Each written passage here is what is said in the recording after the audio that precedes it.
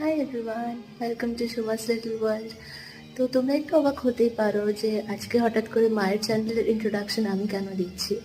তো ব্যাপারটা আর কিছুই না, আজকে অ্যাকচুয়ালি আমার মা আর বাবার ম্যারেজ অ্যানিভার্সারি।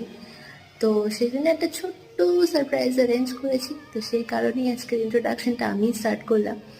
তো দেখা যাক কি করি। চলো আমার সাথে যাওয়া যাক। ভিডিওটা কিন্তু দেখতে থেকো, স্কিপ করবে না একদমই।